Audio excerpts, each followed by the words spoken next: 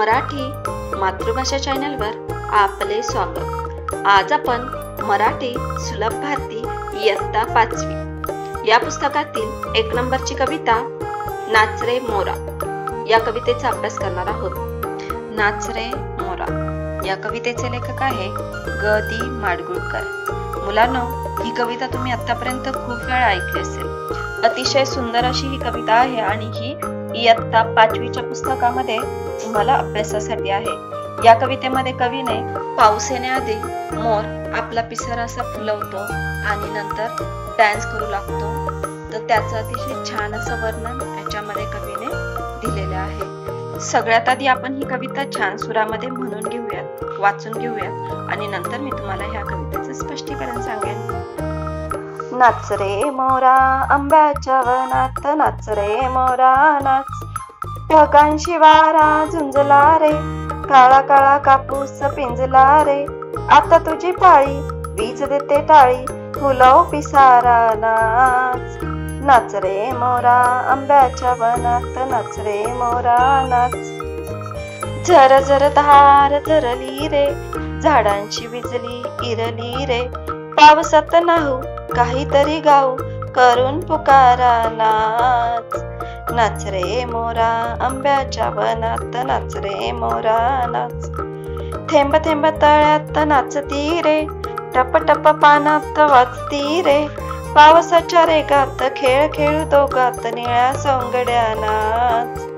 नाच रे मोरा आंब्याच्या वनात, नाच रे मोरा नाच, पावसाची रिमझिम थांबली रे, तुझी माझी जोडी जमली रे, आभाळात छान छान सातरंगी कमान, कमानी खाली त्या नाच।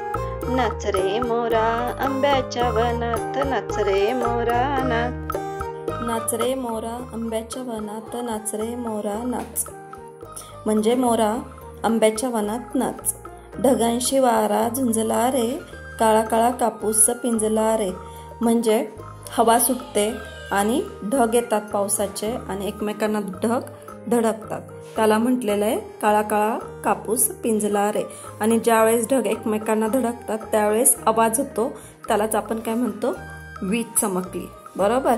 तर मग इथे लेखक असं म्हणतात की ज्यावेळेस ढगांशी वारा झुंजतो त्यावेळेस ढग एकमेकांना धडकतात आणि वीज कडकडते। इथे लेखकाला असं वाटतं की वीज टाळी देतीये आणि म्हणून तू पिसारा फुलव आणि नाच।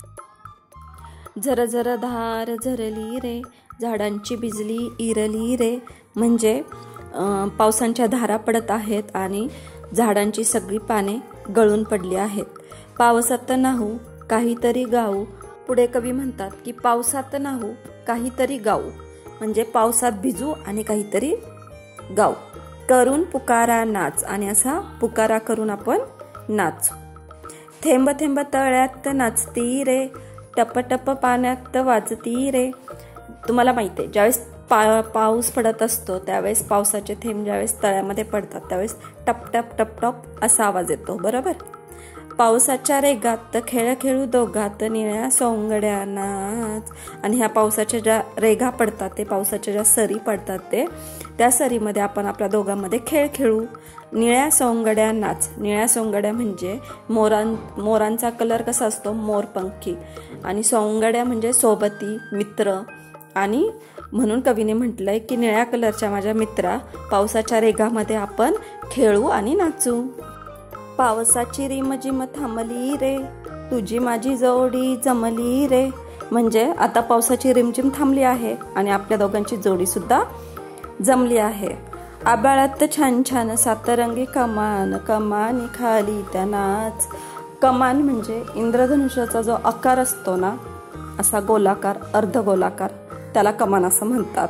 आणि ज्यावेळेस पाऊस थांबतो त्यावेळेस आकाशामध्ये इंद्रधनुष्य दिसतो।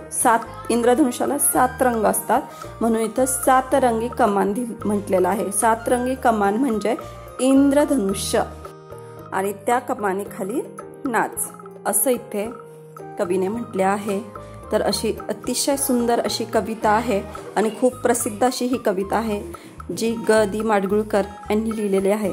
मुलांनो, जर तुम्हाला ही कविता आवडली असेल तर अशाच नवीन नवीन कविता आणि धड्यांचा अभ्यास करण्यासाठी मराठी मातृभाषा या चॅनलला सबस्क्राईब करा. थँक्यू.